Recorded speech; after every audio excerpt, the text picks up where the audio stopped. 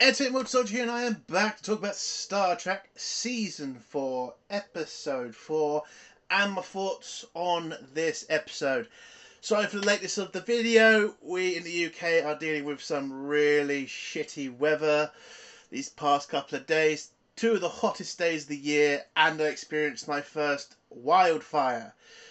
Yay, so great in this weather, so great. Motherfucker. But anyway, so I finally got some time to do some reviewing. And I watched the new episode of Strange New Worlds. And I'm 50-50. Look, this is not the greatest episode I've ever seen, but it's definitely not the worst episode I've ever seen.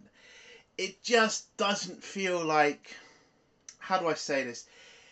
It doesn't feel like a Star Trek episode, but it kind of does. Like, it goes back to, what the originals tried to do with episodes, and the originals were great. I feel like in this episode, they did try to be like the originals, but there's just things missing. And a certain thing happens in this episode that kind of ruins the entire thing. Mainly to do with a character killing a certain person and then apparently not realising that person is dead and just saying nothing throughout the fucking episode. I mean, what the fuck? If you've watched the episode, you know what I'm talking about. The traitor guy. But, yeah, look. I get what they were doing in this episode. This episode is basically 1930s Chicago look with a 1940s France uprising kind of thing, which was kind of interesting. Now, I'm not completely a fan of the black and white and the fact and the way they try to excuse this and say, well, we're all looking, we're all seeing things as black and white because of this and that. I get what you're trying to do here. You're trying to be like the mob movies in the 1930s and 40s. I get it. But for a Star Trek episode, I don't know. It doesn't destroy the episode for me, but when you look at certain things, when you saw the city, I would have loved to see it in colour. I also like how the Klingons were dressed. I would like to see them in colour as well. It looked kind of good. But it being in black and white just takes a lot from the episode. I get what they're trying to achieve, but I just don't think it's necessary in today's world. I mean, if you want to do that, fine. I mean, they did it with that Spider-Man thing on Amazon, and they gave you a choice. I kind of would have liked the choice, in my opinion. That's my opinion. But yeah, also, look, I get it. We're on an alien planet, and again, they're doing what the original used to do, and just have the alien population be all human. And then I get it. There's a reason for that, for a certain character to, be a certain person in this episode. I get why they had to all be. I get why they had to be humans on the planet. But did everybody have to be human? And I get, look, they're Klingons. I see that. Yeah, great. But did they all have to be human? All this species? I mean, look, come on now. The originals had to do that because of budget. Come on, you've got enough money. You could have a couple of aliens in there. It just feels like not Star Trek. I need to see some aliens some of the time, people, not just Klingons. I think it's a little... I'm not sure, actually. I think that is a really... I think that's valid. I think it's a valid criticism to have aliens in Star Trek. Come on. For the episode itself, for the storyline, it is interesting to a point. The problem is, look, I get it. Klingons are occupying a planet. These people want to be free. Yay, great. But you don't really show us why they hate these Klingons so much. Like, I don't see... Look, I get it. You're trying to do a 1940s kind of German takeover of France. And we all know the backstory of what the French had to deal with the occupation. I do not get any of that in this episode. I don't get any reason why these people hate the Klingons, other than they're an occupying force, which people are going to say, that should be enough. But come on, we could go into more detail. You could say the Klingons are doing this, they're doing that, they're killing innocent people, they're putting them into camps. Like, come on! Make the Klingons look out to be bastards. I mean, this is literally the era of the Empire being absolute cunts. You could do that in this episode. You could show them being vicious bastards. But the worst thing you see from the Klingons is they shoot some random guy. That's it. That's all you get. Oh, so that's why the people are going to uprise. I mean, they do say some things in this episode, but it's just, again, for me, it's just not enough. The writers are just expecting me to be on these people's side because the Klingons are occupying. Look, I get that, but come on. Can we get into more detail? Can we see the Klingons at their worst? Seeing the Klingons as an occupying force is interesting. I mean, I remember the fucking stories about what happened to Bajor under the Cardassians. And you really connected with the Bajorans and why they hate the fucking Cardassians. Because how they were so vicious to them. What they did to the planet. What they did to the people. You wanted the fucking Bajorans to wipe out the fucking Cardassians. To a point. But with this episode, the writers are just expecting me just to be on their side just because. And I don't like that. I need them to kind of go into more detail. Please, come on. You got me like for 45 minutes. Explain shit. I also thought the guy in charge of the Klingons, I mean, he didn't really come off as a vicious bastard. He came off as more of an idiot, in my opinion. He's supposed to come from like this like massive family in the Klingon Empire, and it's just like, I don't care. Show me, don't tell me. You have 45 minutes. Show me. But what they do instead, we just got to go down Una's, backstory bullshit and how the Federation weren't so happy with her. Like, fuck off, Una. There's a reason humans are fearful of your kind. There was kind of a thing called the Eugenics War. The thing that almost wiped out humanity. There's a reason, Una. The Federation is wary of your people. So, enough with this I'm the victim bullshit. And what even annoys me more about this episode, the more I think about it, is the Doctor character tells a story at the end of this episode that sounds really interesting for an episode that I would love to watch. But instead I'm watching this episode. Again, the episode isn't terrible. And I love the fact it's not just a copy of a fucking another movie, unlike the two previous episodes. But for God's sake, give me a bit more entertainment in an entertainment show. Goodness sake. And in fact, a story the Doctor tells at the end of an episode is more interesting than the episode does piss me off. But I did have some even better news for Star Trek fans for this one episode, and the news is big. We didn't get fake Kirk. Yes, he wasn't in this episode. I know, it's a major spoiler. But I'm so happy I didn't have to see that twat in this episode. He wasn't in it at all. And I am just happy that that prick is not in the episode. Because I was thinking, we're getting to the end of the episode. He's going to pop out somewhere to say something stupid. And no, he didn't pop up at all. So I'll give him big marks for that. For him not being in this episode. So what would I give this episode out of 10? Look, it's not terrible. I can watch it. But will I ever watch this episode again? Not really. I don't see the need to. There's not really anything pulling me back to the episode. Oh, there was also a second storyline that kind of frizzled out by the end. With La'an. And, yeah. I mean, they didn't really do much with that story, and when they went back to that story, it was kind of a lackluster ending to it. It wasn't that interesting, and to some point you can kind of argue that what they did was right, but their fear of the Federation was kind of wrong. I think the Federation would have completely understood why that thing did what it had to do, and not been so, ridiculous about the Federation. Like, I don't know when this is why this happens in Strange New Worlds.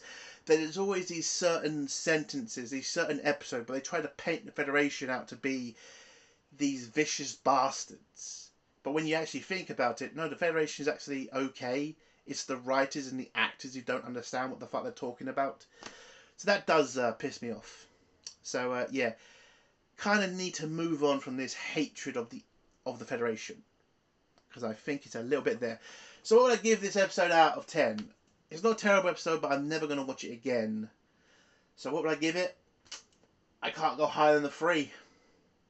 It's not an awful episode, but it's just not that entertaining either.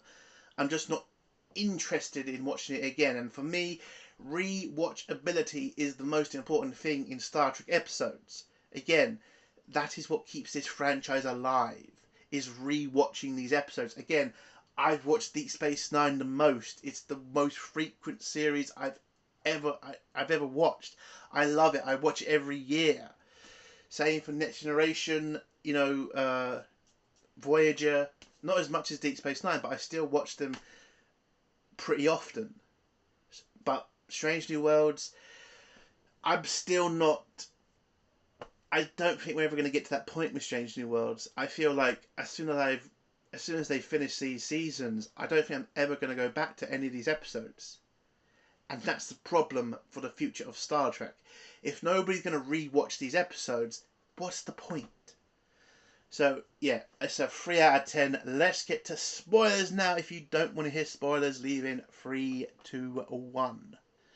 So the episode starts off with the Enterprise on the border of the Klingon Empire near the neutral zone. And their mission is to recover a probe called the Angelo 1 and trying to bring back the data from it, because I think it was damaged or something. And they've sent Una, the Doctor, and Uhura to go on a shuttle to go get the probe. Unfortunately, when they get to the probe, it turns out that a Klingon D7 has just turned up, and now they're being forced to land on a planet nearby to hide from the Klingons, because they are breaking the armistice. I mean, they are breaking the agreement with the Klingon Empire by not entering their space. So now they have to conceal themselves in the planet so that the Klingons don't see them and start a new war with the Federation. But they managed to get the probe back to the ship. Look, I'm going to get Una's storyline out of the... Not Una. La'an's storyline out of the way quick, because it's really lackluster. I'm sorry, but it is. So, La'an scans the probe for, tampering. Has anybody been fucking with it? Is the Klingon Empire putting any traps in it? She scans it, doesn't see anything, but she's a very cautious person, so she does more scans, and then finds that something weird has happened to one of the parts of the probe, and Spock doesn't see anything wrong with it, just something that could have happened, by accident, and doesn't see anything weird with it. So he kind of says to La'an, "You're kind of being over the top with this," but La'an doesn't, give up. She trusts her gut and does some investigating. Long story short, she goes around the ship asking questions, asks Scotty what he's up to, because she figures out he's done something to the ship's scanners. So she thinks, could he be a Klingon spy? Is there a Klingon spy on the Enterprise? No, it turns out what he was doing was it's a kind of messaging system or something to Una to tell her when the D7 is out of range and they can get back on their shuttle and head back to the Enterprise. So, and by the way, this scene's kind of ruined because he says that he told Pike what he was doing, so why didn't she just tell Pike, and Pike would have told her what he was doing? So, kind of could have saved you time there, La'an. But long story short, figures out, she goes to the med bay where Christine pretty much admits that she was the one who fucked the probe. And apparently what happened was the probe is out there to scan the Klingons to make sure they're not doing anything in Federation space or near Federation space. But the probe does also scan everything, not just the Klingons, any sort of ships that come into the area. and apparently a Federation hospital ship answered a call in Federation space, breaking the rules of the Klingon Federation agreement. And Christine is a friend of the captain of the hospital ship, and apparently that captain called her up and asked her to fuck with the probe. I mean, breaking a shitload of Federation rules and laws. And Christine now asks La'an to cover her ass, basically. And she does. And they both talk about the Federation of being so unreasonable. If they ever figure out what happened and they find out this shit broke the rules, they might, be bad to this crew for doing the right thing. And I'm just listening to this and thinking, okay, are we talking about the same Federation here? The Federation would probably understand, Starfleet would understand what this ship was doing. It was answering a fucking emergency. Lives were at risk. They understand that. For fuck's sake, the most important fucking lesson in the Federation is the Kobayashi Maru test. It is literally there. That explains that sometimes a captain has to do something that could get his crew killed. But the whole basis of the fucking thing is a ship is in the neutral zone that has answered a fucking hail or an emergency. Starfleet would understand this. They wouldn't be fucking pissed off about it. They might say, let's not do it, frequently, but they'd understand a Federation captain answering an emergency hail. So what the fuck is this? It's ridiculous. And it paints the Federation out to be these bastards when they never have been. I mean, I would love to see that kind of episode. Again, going back to the Doctor's story and what he talked about in that would be interesting to see. The Federation being occupying force on a planet that half the people didn't want them to be there. That would be interesting to watch. But with this story, it's so stupid.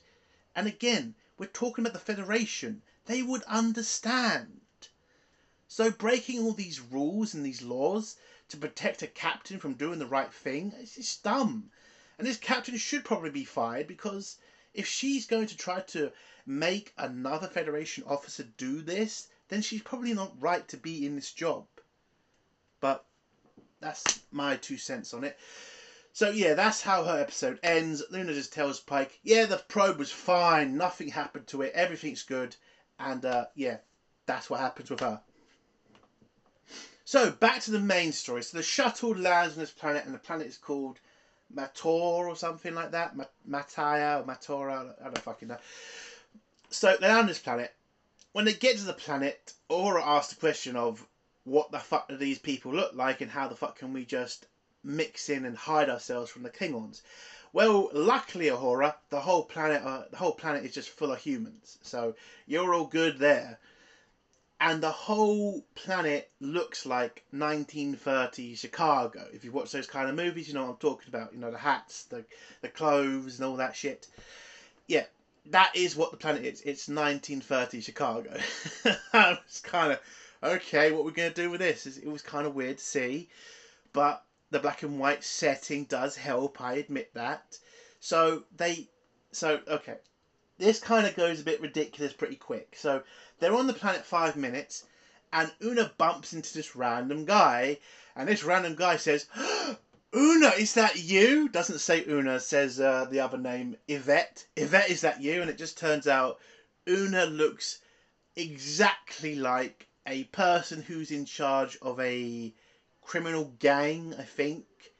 And that's just fantastic luck for this away team. I mean, Una is just the exact copy of a very powerful person on this planet. What fucking luck. What fucking luck.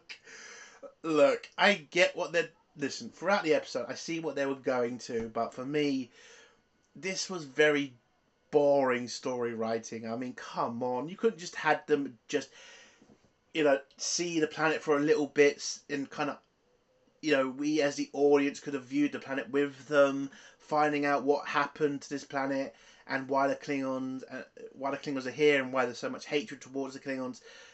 But no, you decide we're just going to throw Una in at the deep end and say that she's now the leader of this criminal group because that's entertaining. No, it's not. So yeah, Una is. So this guy just says, "I thought you were dead, and it's so great to see you again. Now we got to take you back to our club where we found a rat, and you now need to, tell us what to do to this rat." And okay, look, it just feels like it's not terrible, but it is kind of boring. Just being so quick like this. I mean, I would love to have found out more about the planet. I mean, for God's sake, the planet looks like it's 1930 Chicago. Like, why are these people like that? Why are they wearing all this shit? Like, come on. It's kind of interesting. An alien planet looks exactly like that. Come on, can't we go into a bit more detail about that and why that is? But they did that in the originals. They kind of explained all that. And there's a fucking episode in the originals where there were a bunch of fucking Nazis. But they explain why. But in this episode, they don't. It's just stupid. So yeah, they go back to the club. Una is then shown this rat, and she's terrified. They keep saying, "Oh, it turns out this criminal gang is helping the Klingons' occupation of the planet, and they found this rat who's apparently a part of a resistance that's fighting against the occupation of Mataya. And they need to find out what this rat has done so they can tell the Klingons, so they can, find out the resistance plan." So Una questions this person. While she's questioning the person, the Doctor and Uhura have their own personal conversation where Una kind of asks, Uhura asks about, how he's able to do this, be this secret person with a double life. And he says you get used to it, basically, and then explains to her, if you're ever going to come up with a fake name, make it as easy as possible to remember. Don't just go crazy with the name. Try to make it connected to somebody you love or somebody you know. Which is, smart. Don't be stupid and call yourself like, I don't know, Martin Scorsese or Martin Friction. I don't fucking know. Make it like Tom Smith. Just easy so you can remember it, and so when someone asks you who your name is, you could just say an easy name like that, and you'll remember it forever, which is good. We go back to Una questioning the rat, and she doesn't know what the fuck to do because she has no understanding of the situation she's in. Like, what is this person and who is she and all that, blah blah blah blah. And it turns out the rat says, "Una," or what's her fucking name in this episode? Yvette. "I know you're a good person. The plan's this and that." And then she commits suicide when the Klingons turn up. And so it turns out Una's the person that she is pretending to be might be on two sides, because this person was talking to her like she was part of the resistance, but her group that she's in charge of is working with the Klingons. So what's going on? So the head of the Klingons turns up, and the Doctor tells us that he's from some really important family in the Klingon Empire. And the head of the Klingons comes over to Una and says, "Why did you let this person kill herself? We could have found out some vital information about the resistance." And Una says, "Well, she killed herself, so not really much I could do there. And we're all good now, aren't we, Klingon?" And he just says, "Yeah, fine. Just make sure to destroy the body so nobody can respect the body." And there you go. So after the Klingons leave, and by the way, I mentioned, I like the Klingons' outfits in this episode. They're wearing this really long ass coat, but it's kind of all golden and stuff. I would love to see that in colour. Does that make me a bit weird saying I like the clothing? Fuck it, I like it. So Una and the Doctor decide that they're in a really shit situation because they're supposed to be hiding on the planet, not getting involved in the politics of the planet. Because again, they're still Federation officers, and if the Klingons figure out the Federation have sent officers to their territory, this could start a war. So they decide, let's get the fuck out of here and find a way back to the shuttle.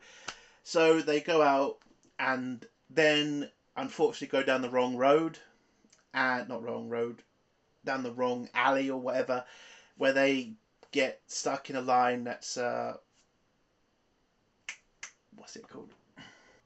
To a Klingon checkpoint. So they're kind of fucked because everybody needs to have papers. Because again, this is also pretend to be like 1940s France under occupation of the Germans. So they go down. They have to wait in line and try to get past this checkpoint. Unfortunately, somebody in the line doesn't have papers, runs off, and the Klingons shoot him. And Uhura, for some reason, rushes over to help. And again, you can't understand why she did that, but again, you're trying to be, covert, so probably shouldn't get involved, but she's already got involved, gets captured by the Klingons because she also has no identification on her, so the Klingons take her to be questioned. And Una was about to try to help Uhura, and the doctor says, no, don't get involved. Now, I get why the doctor doesn't want her to get involved, but Una's in charge of a major group on the planet. They don't know she's not that person. So why didn't Una just approach the Klingons and say, hey, I'm the person in charge of this group, and I know the head of the Klingons on this planet, so leave my person alone? Like, she has that power. Why didn't she use it? Again, I get it, they're trying to be covert, but for fuck's sake, one of your people is about to be taken to be interrogated by the Klingons. What if they find out she's a Federation officer? I kind of think that's a time where you use the fake identity to your advantage. But they don't. So Uhura gets taken away. They then head back to the club because with all these Klingon checkpoints, this could happen again to the Doctor, and they'll all be in the shit. So they head back to the club. We then go to Uhura being questioned by the head of the Klingon occupation, and they bring in like this scanning thing, and he asks her a bunch of questions, and one of the questions is about trees. Oh no, that's what Uhura keeps saying when the Klingon says, "What do you see?" and she keeps saying trees, and the scanner knows when she's lying, so every time she lies, it goes crazy, it goes boo, or whatever the fuck the noise was. A big fucking noise happens, and the Klingon just keeps asking more and more questions. And then Uhura starts to kind of realize that she can not game the system, but she can work around it. Like, she can't say like, she can say she's not a part of the resistance, because that's one of the main questions he keeps asking. So she can get away with that because she isn't. But then when he asks other questions like, where are you from? That's a problem because she's not from the planet. And then she then makes the mistake of saying her favourite colour of tree when they're on a planet that's just black and white. Oh yeah, they also explain why the planet is black and white. Apparently something to do with what is it called? I don't know, something in the system is making this happen, the whole black and white thing. And yeah, so how the fuck can Uhura say her favourite colour of tree is red if the whole fucking planet is grey? But then she says, that's me thinking of other planets that I want to visit in the future. And apparently the Klingons buy this. Okay? But then they release Uhura and she heads back. For some reason they just release Uhura. I don't know why. They just do. And she heads back to the club where Una and the Doctor have been working with each other to kind of figure out what the fuck's going on. It turns out it turns out Una's character is also the head of the Resistance. And she has been working covertly to get the planet free of the Klingons. Also, she's been helping people to evacuate the planet and get to safety. They also meet up with a bartender who turns out to also be a part of the Resistance. And he tells them that he's going to help them free Uhura. But they need a badge that Una has, so they can use that to... Oh, that's how they did it. So Una gets the badge from her office, where they figure out she's a part of the Resistance. They also then find the body of Yvette, who's in this freezer thing. I think it's a freezer, where she has been killed. So Una now starts to kind of panic because, holy shit, if she's dead, then the person who killed her might be coming for Una as well. So they then get Uhura back, she tells them what the Klingon plan is. So basically, the Klingons do occupy the planet, but so many people are escaping the planet, and that's not really good for this planet, because if they lose the population, then what's the point of having the planet? So they're coming up with a sort of a shield system that's going to make it impossible for people to leave the planet without the Klingons say so. And this system is being built in the middle of the city where the Klingons are protecting it. And the Resistance are trying to get into this Klingon military building that has a certain weapon in it. There's basically an EMP, and if they blow up this EMP, it will stop the Klingons' plan of shielding the planet and making it impossible to evacuate or escape the planet without their say-so. So that's what the Resistance are trying to do. And, I mean, that's what the Resistance are trying to do to stop the Klingons. So Una then figures out a plan to get into this Klingon military base, because she's the head of this criminal group that works with the Klingons. She can get access to it, so she's going to go on her own and somehow get in and somehow find this EMP thing and then activate it to destroy the Klingons' plan. But before they get to that, we then get Una going on about these stories about how bad the Federation is and how her family were too nice to the Federation. Basically, if you remember the storyline from season 2 about how they portrayed the Federation when they found the planet of the enhanced humans, and how Una was treated very badly by the Federation, how she really regrets not fighting the Federation more. You know, all that bullshit backstory about her? Yeah, they brought that back. Again, I think you should have kind of stopped bringing it up, because, again, there's reasons the Federation fear enhanced humans. Again, the eugenics war does, it's a kind of big thing for humans. The thing that almost destroyed the planet and almost wiped out humanity.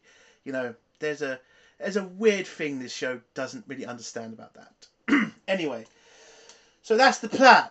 Una's going to get into that Klingon military base. The Klingons also then turn up, starting to sing a Klingon song, if you recognise it, because I did. It's the song Worf sings with his friend in episode 1 of season 4. Ajo Targ. I'm not going to sing it. I was about to sing it. I'm not going to sing it.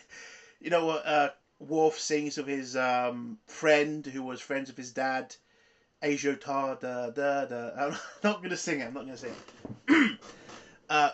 That song, but they sing it when they're coming into his bar or his club, and whilst the Klingons are singing it, the entire room starts singing, I think it's a patriotic song on the planet to drown the Klingons' song out. And the head of the Klingons just decides, well, should I arrest all these people for standing up to us? No, he just goes over to the piano and breaks it, basically. Or closes it and just walks off, pissed off. I mean, this would have been the perfect time to show the Klingons being vicious bastards. You should have had the Klingons walk in there, started bashing people in the head and throwing them in cages. Again, you're trying to make this look like 1940s France. This is what the French had to deal with the occupying forces of Germany. You could have had that exact scene, and that could have given the viewer more reasons to be on the side of the Resistance. So I think there's a missed opportunity there.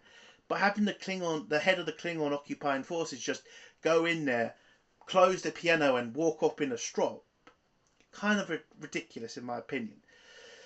So Una gets into the Klingon base, uses her scanner to find the EMP, finds the EMP, and then is confronted by the man who mistook her for Yvette. That guy, I don't know what his name was. Well, it turns out he's the guy who killed Yvette. Okay, writers, so let me get this straight. This is the guy who killed the original Yvette, and he, for some reason, didn't think to mention that to the Klingons. Klingons, I'm the one who killed her because she's a part of the Resistance. Like, for fuck's sake, this kind of breaks the entire episode. All this guy had to do was say, the real Yvette is dead. I don't know who she is, but she's not Yvette. And also, Yvette is the head of the Resistance. That destroys the... And they don't even fucking even explain why he didn't mention it. Like, I'm kind of sick of this in Strange New Worlds, where there's this massive plot hole and they don't explain why that's there. I mean, for fuck's sake, why didn't he tell the Klingons? Why didn't he fucking decide to try to kill Una again? Or Yvette again? Like, he's just decided, you know what, I killed her once and she came back, so I'm just going to stay quiet for the rest of the episode. Like, he played no factor throughout this episode until this moment, and it was just ridiculous. So he points a phaser at her and says, I'm working for the Klingons, you betrayed the Klingons. And then Una says, why are you working with the Klingons? You should be working with Resistance. They have a little fight. She grabs the phaser, points it at him, and just tells him to fuck off and help the Resistance. And yeah, that's what happens. Oh, he shouts back, Yvette would have killed me. And he just runs off. And Una just heads back to the club. And then we see that guy walk to a Klingon checkpoint, saying he demands to talk to the head of the occupying forces on this planet, the Klingon forces. And then the guards just let him through, but the scanner scans him, finds out he has a weapon on him. It turns out to be the EMP that Una found and planted on him, and then it just activates the pulse throughout the city. And yay, now they're all free to escape the planet without the Klingons say so. My problem with this scene, why did none of the Klingons go at him? Why did none of the Klingons try to deactivate the EMP? Why did the Klingons just do jack shit but stare at the guy? Why? They did nothing. The guy's holding a weapon. Nobody shoots him. Nobody tackles him. Nobody even tries to disarm it. Like, what the fuck? And apparently that's enough. Yay, the Resistance have won. They have now stopped the Klingons' plan of, controlling travel on the planet, and Una and the Doctor and Uhura managed to get to there. Oh, before they actually left the planet, Una tells the bartender, hey, I'm not the person who was the head of the Resistance, and I hope you do well. You're now in charge of the Resistance. Do your best. I'll see you later. Bye-bye. That's basically what happens. He tried to say, no, you're our leader, but then Una just says, no, you're their leader now. And yay, they get back on their shuttle, head back to the Enterprise, because also in the EMP pulse it affects the D7 because apparently it was low enough to be affected by it. They get back to the ship, but actually before they get back to the ship, the Doctor tells the story about what happened to him on a planet that was being occupied by the Federation. And apparently what happened was there was a faction that was loyal to the dictator of the planet before the Federation came in and freed the planet. And there was a bunch of his loyalists that surrounded a hospital. And the Doctor explains that when he went to that planet, he was a doctor first, but then he had to be a soldier second. And apparently wiped out all of the dictator's loyalists in one attack. Which sounds badass. And that sounds like an episode I'd actually want to watch. Like, that pissed me off because, wow, that actually sounds interesting. The Federation being an occupying force on the planet, and they're having to deal with this, rebel group that's loyal to a dictator. That sounds like an interesting episode. I don't know why we couldn't get episodes like that. But, yeah, there you go. And then the episode just ends with the shuttle turning to, going from black and white into colour. And Una just staring out the window and just imagining something. I don't really know what. And that's how the episode ends. Look, it's not a terrible episode. It's kind of fun to watch kind of a 1930s alien planet with a 1940s French resistance. It's kind of interesting to watch. But again, I don't think I'm ever going to watch this episode again. It's just not that interesting. Look, I'll give the episode credit. It isn't just a carbon copy of another movie. It is an attempt to be something a little bit different. But I just feel like this episode has been done better by better Star Trek shows. And, yeah, look, it's not horrible, but it's not great. So it is a 3 out of 10. But it is better than last week's episode, which was just ridiculously stupid. So a 3 out of 10 from me. And that's the end of my review. If you liked the review, give it a like. If you disliked the review, give it a dislike. And if you have a comment, leave it below, and I will try to get back to it as soon as I can. And if you have any social media, please share my video on there. It'd be really great. And if you like my content, do think of subscribing. Entertainment Soldier. Bye.